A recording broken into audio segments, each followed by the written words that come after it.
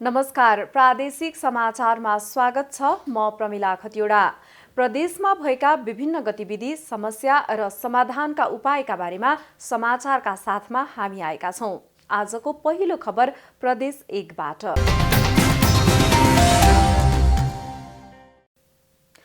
सरकारले लकडाउन गरे पनि इलाममा लकडाउनको पालना भएको छैन। संक्रमण फैलने जोखिम बढेपछि लकडाउन गरिए पनि इलाममा लकडाउनको कुनै प्रभाव छैन। अत्यावश्यक सेवा बाहेक अन्य सेवा सञ्चालन गर्न पाइँदैन। यद्यपि गर्नै पर्ने काम भएमा भौतिक दूरी कायम गरेर मात्रै गर्नुपर्ने भए पनि इलाममा यसको पालना भएको छैन।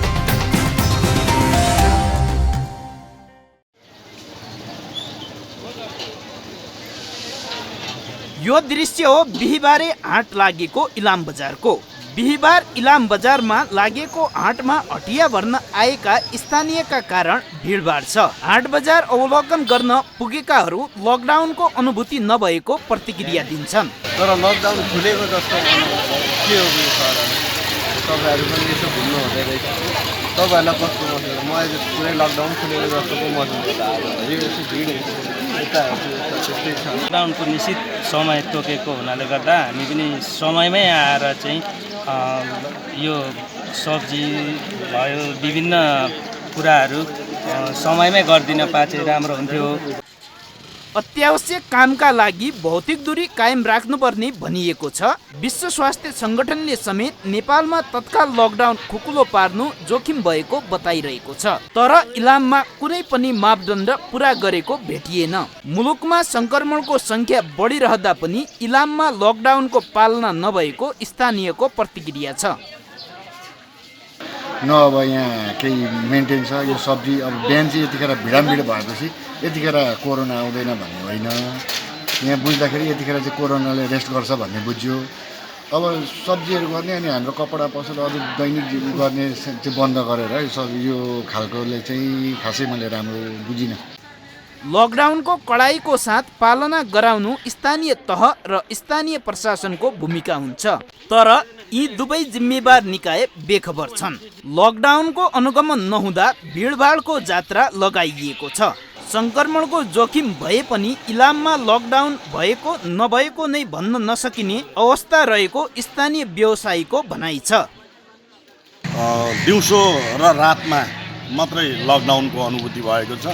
11 बजेपछि 5 बजीसम्म पुनः लकडाउन हुन्छ। बिहान 11 बजीसम्म र 5 बजेपछि बेलुका 7 बजीसम्म लकडाउन छैन। उता स्थानीय प्रशासनले जिल्लामा हुने गरेको भिडभाडलाई नियन्त्रण गर्न विभिन्न उपायहरू अवलम्बन गरिरहेको बताइएको छ। र आगामी दिनमा ठुलो भिडभाड हुने क्षेत्रलाई चाहिँ यसलाई डिस्पर्स गरेर सानो सानो एकाइमा चाहिँ यसलाई चाहिँ बाँडेर यो चाहिँ बजार प्रणालीलाई सुचारू गर्नेछौँ।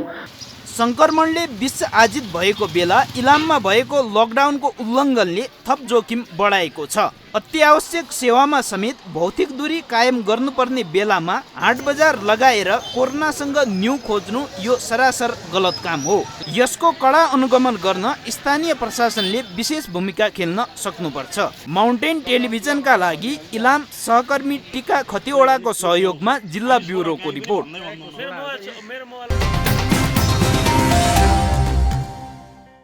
इलाममा लकडाउन उल्लङ्घन गरेको यो सामग्रीपछि अब लागौं प्रदेश नम्बर 2 तर्फ।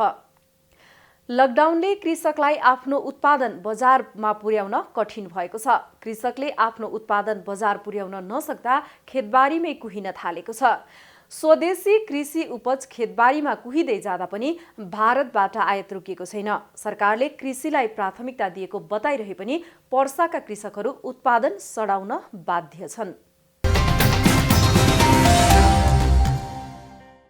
पर्साका कृषकहरू कृषि उत्पादन खेतमै कुहिन थालेपछि चिन्तित भएका छन्। सरकारले कृषिमा आत्मनिर्भर बन्ने भन्दै दर्जनौं नीति बनाए पनि पर्साका किसानले आफ्नै उत्पादन बिक्री गर्न पाएका छैनन्। कृषक खेतबारीमै तरकारी सडाउन बाध्य भए पनि भारतबाट तरकारी आयात हुन छोडेको छैन। पर्साका किसानले तरकारी उत्पादन गरे पनि बजारसम्म पुर्याउन नसकेको दुखेसो गरेका छन्। लॉकडाउन के चलते तरकारी के खेत के अभी बहुत समस्या बा कि हमनी के तरकारी जौन भाव चाहिए मूल्य चाहिए उ नहीं मिल सकत। बहुत अभी तरकारी सड़ चुका था खेत में। जैसे अपने के मरचा हो गया 20 रुपये किलो यहाँ जाता बेचाता, गाड़ी वाला लोग आओ तो ले जाता 20 रुपये किलो। बोरी भइल 20 रुपये 25 रुपये बोरी बेचाता। करेला वैसे ही सब सामान के सस्ता भी रेट बा, जौन हमने के चाहिए जौन बहुत तो सर जाता है। अब देहात में घुमा घुमा के बेचे तो उतना माल सेलिंग नहीं हो सकत। ऐसे लॉकडाउन में बहुत कहते हैं अगर व्यवस्था को सरकार तरकारी कृषि के व्यवस्थापक को बाजार तक पहुँचाई। पहले ऐसा कह रहा सब बढ़िया रहे, बाजार तक पहुँच जाए, ऐसे बिक्री हो जाए।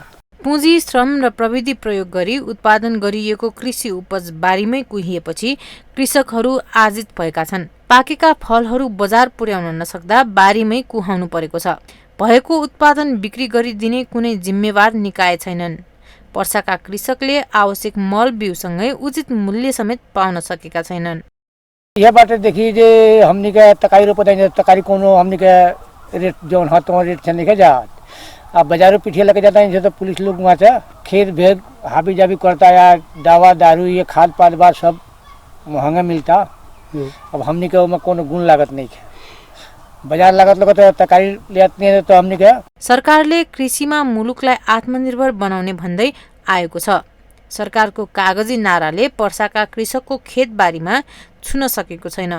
उचित मूल्यको अभावमा कृषकहरू कृषि उपज चढाउन बाध्य छन्। यसर्थ सरकारले कृषकहरूको कृषि उपजको बजार सुनिश्चितता गरी कृषि क्षेत्रमा आकर्षण बढाउन जरुरी छ। माउन्टेन टेलिभिजनका लागि पर्साबाट क्यामेराम्यान नितेश कर्णको साथमा ग्यासु मियाको सहयोगमा जिल्ला ब्युरोको रिपोर्ट। अब लागौं बागमती प्रदेश अर्थात् प्रदेश नम्बर 3 तर्फ। संविधानले तीनै तहका सरकारबीच समन्वय, सहकार्य र सह अस्तित्वको सिद्धान्तको आधारमा अघि बढ्न परिकल्पना गरेको छ। तर तीनै तहका सरकार समन्वय बिना अघि बढिरहेका छन्। कोरोनाको कारण मुलुक अस्तव्यस्त भएको छ। असहज अवस्थामा तीनै तहका सरकारबीच समन्वय हुन नसक्दा सरकारी राहत वितरणमा समेत अलमल छ।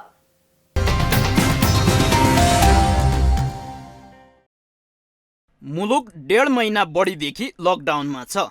लकडाउन भएपछि कामपछि मामको जोहो गर्ने विपन्न र ज्यालादारी वर्गको दैनिकी कष्टकर बन्दै गएको छ। सङ्कटको बेला राज्यको अहम भूमिका हुन्छ। विशेष गरी विपन्न र ज्यालादारीमा जीवन गुजार्नेको पक्षमा राज्यले पहल गर्नु पर्थ्यो। तर देशभर 25 लाख मानिस काम बिना भोकै बस्नुपर्ने बाध्यता भए पनि तीनै तहका सरकारबीच समन्वय नहुँदा राहत समेत व्यवस्थित हुन सकेको छैन। नेपाली जनताको व्यवस्थापन गर्नलाई न त केन्द्र सरकारले सकेका छ, न प्रदेश सरकारले सकेका छ, न स्थानीय सरकारले सकेका छ। ती जनताको लागि पनि त देश त नेपाल हो। सरकारले जुन प्रकारको तदारुकता र योग्यताका साथ काम गर्नुपर्ने हो त्यसको उल्टो त बेमौसमको बाजा अध्यादेशवाला नाटकहरू जे आइरहेका छ तपाईँहरूले देखि नै राख्नु भएको छ। त्यसकारण पटक्कै समन्वय पनि छैन र जनताले राहत पनि पाएका छैनन्। नागरिकको समस्यामा जुट्नुपर्ने सरकार विवादमा पर्दै आएको छ। कहिले स्वास्थ्य सामग्री खरिद त कहिले अध्यादेशले विवादमा तानिँदै आएको छ। तीनै तहका सरकारबीच समन्वयबाट सही तथ्याङ्कको आधारमा राहत पुर्याउन सकिन्छ। तर सरकारहरू एकले अर्कालाई उछितो काट्न व्यस्त छन्। तीनै तहका सरकार तीनतिर फर्किएका छन्। सरकारहरू बीच समन्वय भन्दा जस कसले पाउने भन्ने होड छ। तीन तहका सरकारको असमन्वयका कारण नागरिकले शास्ति खेपेका छन्। यो संक्रमणको अवस्थामा तीन तहको सरकार तीनतिर हेरेको छ, तीनतिरै दौडिएको अवस्था छ।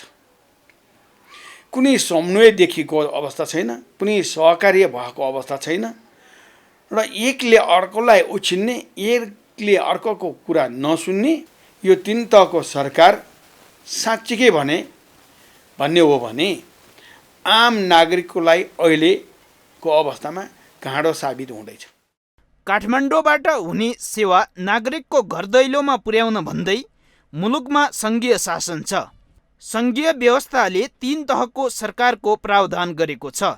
सोही अनुसार तीन तहका सरकारहरू आएको 2.5 वर्ष भयो, तर नागरिकले परिवर्तनको अनुभव गर्न पाएका छैनन्।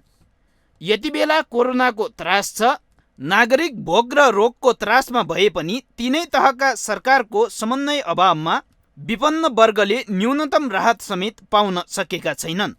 माउन्टेन टेलिभिजनका लागि राजनीतिक ब्युरोको साथमा प्रकाश जोशीको रिपोर्ट।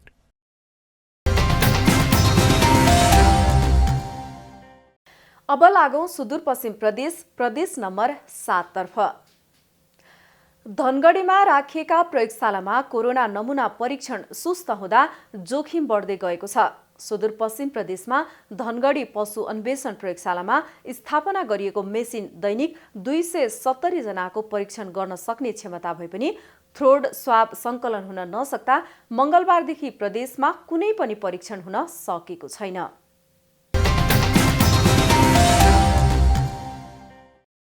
पशु अन्वेषण प्रयोगशाला धनगढीमा परीक्षण भएको प्रयोगशालामा हप्तामा 97 जनाको परीक्षण हुँदै आएको थियो। पछिल्लो समय दैनिक सरदर 20 जनाको मात्रै परीक्षण भइरहेको छ।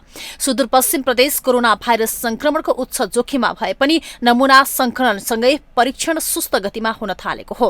आरटीपीसीआर मेसिन सुरु गरेका छौँ 29 गतेबाट हो। अब अहिलेसम्म चाहिँ अब हामीले चाहिँ भनौँ न 460 वटा चाहिँ टेस्ट गरेका छौँ। अहिलेको एभरेज निकाल्दाखेरि दिनमा चाहिँ 30 वटा चाहिँ स्याम्पल चाहिँ टेस्ट भएको छ। यस्तो छ जम्मा अब 30 वटा मात्र स्याम्पल एभरेजमा छ अहिलेसम्म होइन। अब यसमा चाहिँ के छ भन्नाले स्याम्पल चाहिँ अब नआएको कन्डिसन चाहिँ छ। अब स्याम्पल जति आए पनि हामी गर्न चाहिँ तयार छौँ। अब स्याम्पल नआएर चाहिँ अब हाम्रो टेस्ट भोल्युम पनि कम भएको छ। मापदण्डको आधारमा नमुना संकलन गरिएको परीक्षणमा केही कमी आएको प्रयोगशालाले स्वीकार गरेको छ। संघीय सरकारले कोरोना भाइरसको लक्षण भएका व्यक्ति, पछिल्लो 14 दिनभित्र विदेशबाट आएका व्यक्ति, कोरोना संक्रमितको सम्पर्कमा आएका व्यक्ति र कोरोनाको लक्षण भएका स्वास्थ्य कर्मीको मात्रै स्वाब संकलन गर्न बनाएको मापदण्ड अनुसार नै थ्रोट स्वाब संकलन गरिएको बताइएको छ। त्यस्तो लक्षण भएको मान्छे नै अहिलेसम्म हामी 9वटा जिल्लामा दैनिकै सम्पर्क हुन्छौँ। 88 पालिकामा त्यस्तो लक्षण भएको मान्छे भेटिया छैन। भेटियो भने अब कता कता त्यसमा चाहिने केमिकलहरूको अभाव थियो। तर लक्षण भएको मान्छे त हुनु पर्यो नि त गाउँमा कतै। अब गाउँमा लक्षण भएको मान्छे भेटियो भने हामी जिल्ला तहमा त्यो नमुना सङ्कलन गर्न लगाउँछौँ र उहाँहरूले धनगढी पुगाउनुहुन्छ अनि हामी यहाँ जाँच गर्छौँ। अब कुनै लक्षणै भेटिएको मान्छे छैन भने त दायरा कसरी अगाडि बढ्नु। सुदूरपश्चिममा 5 जना संक्रमित भेटिएकोमा 4 जना निको भएर घर फर्किएका छन्। बाँकी 1 जनाको सेती प्रादेशिक अस्पतालमा उपचार भइरहेको छ। त्यस्तै सुदूरपश्चिममा अस्पतालबाट डिस्चार्ज भएका कोरोना संक्रमितको पुनः परीक्षण भएको छैन। संक्रमितको 2 पटक कोरोना रिपोर्ट नेगेटिभ आएपछि 1 हप्तासम्म होम क्वारेन्टाइनमा बस्नुपर्नेछ र 7 दिनदेखि 10 दिनको बीचमा पुनः परीक्षण गर्नुपर्ने हो। तर सुदूरपश्चिममा पुनः परीक्षणका लागि व्यवस्था गरिएको छ। यद्यपि सेती प्रादेशिक अस्पतालले पुनः परीक्षण गर्ने तयारी भइरहेको बताएको छ। जना चाहिँ डिस्चार्ज गरेर घर पठाइसकेका छौँ। त्यसमध्ये 1 जनालाई चाहिँ हामीले 1 हप्तापछि बोलाएर जाँच गराएका छौँ। उसमा चाहिँ नेगेटिभ देखिएको छ। बाँकी 3 जनाको लागि चाहिँ हामीले फेरि बोलाएर जाँच गराउने पक्षमा छौँ र अहिले चाहिँ तत्काल 1-2 दिनको लागि चाहिँ यहाँ केमिकलको अभाव भएको देखिएको हुनाले अब 1-2 दिनमा हामी बोलाएर जाँच गराउनेछौँ। परीक्षण कार्य प्रभावित भएपछि शंकास्पद आइसोलेसन र क्वारेन्टाइनमा बसेकाहरूको बसाई लम्बिने देखिएको छ। सबै क्वारेन्टाइनमा बसेका व्यक्तिको स्वाब परीक्षण नहुँदा बसाई लम्बिने मात्र होइन, थप कोरोनाको जोखिमतासँगै अन्यलता बढेको छ। माउन्टेन टेलिभिजनका लागि कैलाली सहकर्मी श्रवण देउवाको सहयोगमा जिल्ला ब्युरोको रिपोर्ट। संक्रमण रोकथाम तथा नियन्त्रणका लागि सीमा सील गरिए पनि लुकीछिपी सीमा पार गर्नेहरूका लागि रोक्न सशस्त्र प्रहरीले कञ्चनपुरको सीमा पनि थप कडाई गरेको छ। सीमा पारीबाट आएकाहरू र उनीहरूको सम्पर्कमा आएकाहरूमा संक्रमण देखिएकाले सीमामा थप कडाई गरिएको सशस्त्र प्रहरीले जनाएको छ।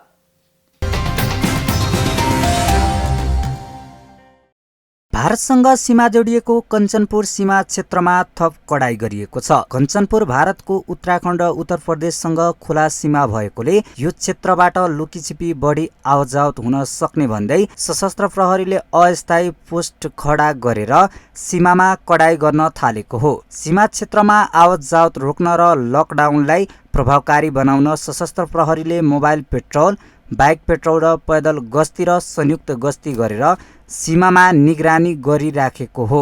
सीमामा चाहिँ आउने, यतापट्टिबाट सीमामा जाने क्रम चाहिँ रोकेको छैन। जुन चाहिँ क्रमलाई चाहिँ हामीले इन्डियाबाट नेपाल प्रवेश गर्ने नेपाली नागरिक हुन् अथवा चाहिँ इन्डियन नागरिक हुन् उनीहरूलाई चाहिँ हामीले उतैपट्टि फर्काउने र उतैपट्टि क्वारेन्टाइनमा चाहिँ राख्ने व्यवस्था मिलाएका छौँ। सशस्त्र प्रहरीले सीमा क्षेत्रमा संयुक्त गस्ती गर्दा सीमाबाट हुने आवत जावत र तस्करी पूर्ण रूपमा ठप्प भएको सीमा क्षेत्रमा बसोबास गर्ने स्थानीय बताउँछन्। सीमामा एकदमै धेरै कडाइ छ, त्यसो अब यो उताको मान्छे पनि यता आउन नदिने जुन अब त्यो सीमाले यो सिमाना सिल भएको अवस्था छ, उताबाट नै आउन पाइरहेको छैन कसैले पनि, र आए भने पनि यतातिर छिर्न दिइरहेको छैन। आफ्नो जुन यो देशप्रतिको आफ्नो सुरक्षा प्रशासनप्रति जुन काम गर्नुपर्ने उहाँले रात दिन खटिएर गर्नु, अनि हाम्रो यहाँ यो सीमा क्षेत्रीय हाम्रो यो महाकाली नगरपालिकाको सीमावर्ती क्षेत्र मात्रै 35 किलोमिटर झन्डै रहेको र 35 किलोमिटर सीमावर्ती क्षेत्रमा उहाँले रात दिन एक गरेर लागिराख्नु भएको हुन्छ। यता महाकाली नगरपालिकाले पनि कोरोना भाइरस नियन्त्रणका लागि सशस्त्र प्रहरीले सीमामा गरेको कडाइको प्रशंसा गरेको छ। सशस्त्र प्रहरीले चाहिँ एकदमै राम्रो काम गर्नुभएको छ। हामीले नगरपालिकाले चाहिँ उहाँको राम्रै मूल्याङ्कन गरेको छौँ, किनभने यहाँको अहिलेको जो इन्स्पेक्टर साहब हुनुहुन्छ उहाँ रामसिंह भण्डारीजी, उहाँ अत्यन्त खट्नु भएको छ, धेरै खट्नुहुन्छ। उहाँ राति दिउँसोदेखि लिएर तपाईँको बिहान बेलुका नभनिकन धेरै चाहिँ खट्नु भएको छ र त्यसको पनि हामी एकदम उच्च मूल्याङ्कन गर्छौँ। उहाँलाई धेरै धन्यवाद छ त्यसको लागि।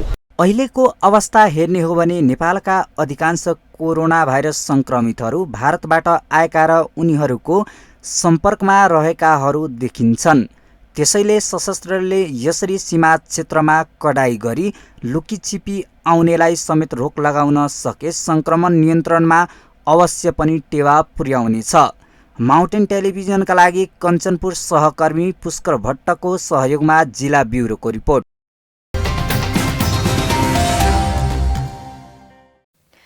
अब फेरि लागौं प्रदेश 5 तर्फ। लकडाउनको कारण अधिकांश क्षेत्रका कामकाज ठप्प छन्। सरकारले सावधानीपूर्वक आयोजनालाई सञ्चालन गर्न भनेको छ। सरकारी निर्णय अनुसार निर्माणाधीन गौतम बुद्ध विमानस्थलको काम पनि पुनः सुचारू भएको छ। केही उपकरणहरूको आयात अभाव भए पनि निर्माण कार्य सुचारू भएको हो। सरकारले सावधानीपूर्वक आयोजनालाई सञ्चालन गर्न भनेपछि गौतम बुद्ध अन्तर्राष्ट्रिय विमानस्थल निर्माणको काम पुनः सुरु भएको छ। निर्माण अन्तिम चरणमा रहेको भैरहवा स्थित विमानस्थलमा रहेका चिनिया कम्पनी तथा प्राविधिकहरूको काम जारी छ। चिनिया प्राविधिक सहितको 29 कामदार र करिब 100 नेपाली जनशक्तिले नियमित काम गरिरहेका छन्। यो आयोजना अन्तर्गत जुन लकडाउनको अवधिमा हामीले केही कामहरू अगाडि बढाएका छौँ। अहिले पछिल्लो पटक हामीले अहिलेको मौजुदा धावन मार्ग जुन हामी पुरानो धावन मार्ग पछि यो प्यारलल ट्याक्सीवे हुन्छ त्यसमा हुनुपर्ने केही विद्युतीय कामहरू हामीले अगाडि बढाएका छौँ। टर्मिनल बिल्डिङको फिनिसिङका कामहरू हामीले अगाडि बढाइरहेका छौँ। त्यस्तै गरेर यो नयाँ लिङ्क ट्याक्सीवेको लागि गर्नुपर्ने केही कामहरू अगाडि बढिरहेछ। त्यस्तै गरेर तपाईँको जुन अहिले हामीले जुन नाला बनाउने कामदेखि फेन्सिङ बनाउने कामहरू र अन्य अतिरिक्त कामहरू गर्न सक्ने कामहरू हामीले अगाडि बढाएका छौँ। लकडाउनका कारण चीन, थाइल्याण्ड, अस्ट्रेलिया लगायतका मुलुकहरूबाट आउनुपर्ने आंशिक केही उपकरण र दक्ष प्राविधिकहरू नआउँदा भने निर्माण कार्यमा असर परेको छ।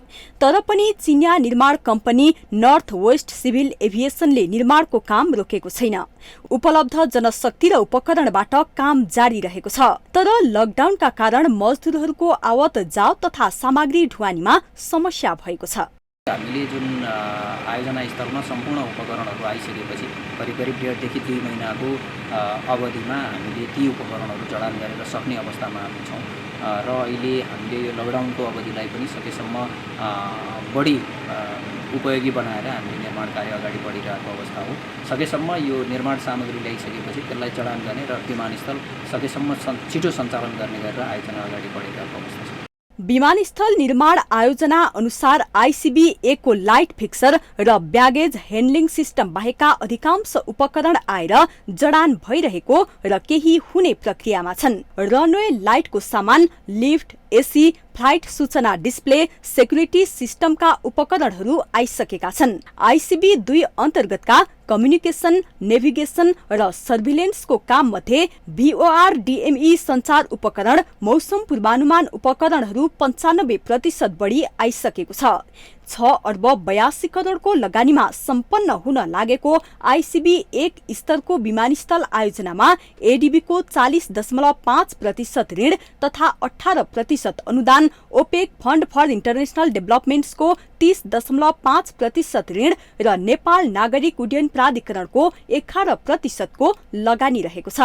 माउन्टेन टेलिभिजनका लागि भैरहवा सहकर्मी विवेक विश्वकर्माको सहयोगमा जिल्ला ब्युरोको रिपोर्ट।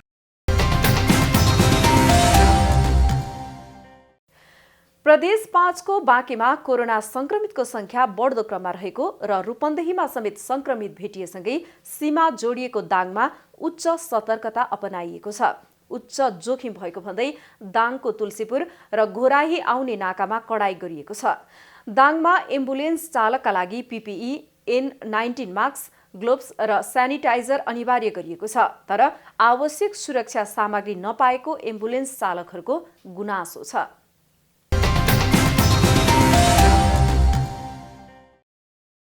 सीमा जोडिएका जिल्लाहरू बाँके तथा रूपन्देहीमा कोरोना संक्रमण फैलिन थालेपछि दाङमा उच्च सतर्कता अपनाउन थालिएको छ। कोरोना भाइरस संक्रमण नियन्त्रणका लागि जिल्लामा सञ्चालनमा रहेका एम्बुलेन्स चालकहरूलाई पीपीई, N19 मास्क, ग्लोभ्स र सेनिटाइजर अनिवार्य गरिएको छ। सुरक्षा सामग्री अनिवार्य गरिए पनि यसको अभावमै बिरामीहरूलाई सेवा दिनु परेको चालकहरूले गुनासो गरेका छन्। मास्क, पन्जा र सेनिटाइजरको भरमा बिरामीलाई सेवा दिनुपर्दा आफ्नै ज्यान जोखिममा रहेको उनीहरू बताउँछन्। नेपालतिर कलपुतिर अलिअलि गइन्छ, तर हामी त्यसमा सुरक्षित छैन सर। हाम्रो अहिले पिपी पनि दिएको छैन हामीलाई सर। अनि मास्क, ग्लोभ आफैले किनेर लाउनु परेको छ, तर त्यो अहिले हामीलाई कसैले पनि दिएको छैन। यतिखेर हामी नर्मल तरिकाले गइरहेको छौँ सर। त्यस्तो हामीलाई कसैले केही दिएको छैन। त्यो हामीले पिपी आजसम्म पाएको छैनौँ के सर। त्यही भएर हिजोदेखि त्यो कडा गरेको छ अरे, त्यो फेरि जान देखाउने के उतातिर अब त्यही नै। यता तुलसीपुर उपमहानगरपालिकाले सञ्चालन गरेको एम्बुलेन्सका चालक श्रवण पौडेलले भने उपमहानगरबाट पीपीई लगायत सुरक्षा सामग्री पाएको बताउनुभयो। बिरामीलाई गाडीमा राख्न र ओह्राल्न समेत सहयोग गर्नुपर्ने भएकाले थप जोखिम रहेको उहाँको भनाइ छ। नगरपालिकाको गाडीमा छ। नगरपालिकाको पार्टिसन त अरू सबै गाडीले गर्नु भएको छ। सबै 2-3टा गाडी त भएको छैन। नगरपालिकाको 3टा गाडी चाहिँ भइसकेको छ। पिपी छ, तर त्यति अब बिरामी झार्न चराउनु त गइहाल्नुपर्छ अगाडि पछाडि नै होइन। अब अहिले पार्टिसन चाहिँ छ। दाङमा हाल 72 वटा एम्बुलेन्सहरू सञ्चालनमा छन्। तुलसीपुर उपमहानगरपालिकाले भने तुलसीपुरबाट नेपालगञ्ज जाने एम्बुलेन्स चालकले अनिवार्य रूपमा पीपीई, N19 वा सर्जिकल मास्क, सेनिटाइजर प्रयोग गर्नुपर्ने जनाएको छ। आवश्यक सुरक्षा सामग्री प्रयोग नगर्ने एम्बुलेन्स चालकलाई रोक्ने उपमहानगरका जनस्वास्थ्य प्रवर्धन शाखाका कोभिड-19 सम्पर्क व्यक्ति विमल केसीले बताउनुभयो। यदि चाहिँ गाडी पार्टिसन गरेको छ भने पीपी अथवा पीपी नभए पनि उहाँहरूले मास्क लगाउनु भएको छ, ग्लोभ्स लगाउनु भएको छ भने पनि पुग्छ, चस्मा लगाउनु भएको छ पुग्छ। गाडी पार्टिसन गरेको छैन भने अनिवार्य रूपमा त्यो सुरक्षा सामग्री अन्तर्गत उहाँहरूले चाहिँ डिस्पोजल प्रकारको त्यो गाउनलाई लगाएर मात्रै लगाउनु भयो भने उहाँहरू आफै सुरक्षित हुन्छ, आफ्नो घर परिवारले उहाँहरूले सुरक्षित राख्नुहुन्छ। सबै रोगका बिरामीका लागि सेवा दिनुपर्ने एम्बुलेन्स जस्तो संवेदनशील र अत्यावश्यक सवारीका चालकको सुरक्षामा नै सम्बन्धित पक्षले हेलचक्र्याङ गर्नु गम्भीर विषय हो। यस्ता विषयलाई सम्बन्धित पक्षले गहन रूपमा सोच्नुपर्ने देखिन्छ। माउन्टेन टेलिभिजनका लागि दाङ सहकर्मी विकास डाङ्गीको सहयोगमा जिल्ला ब्युरोको रिपोर्ट।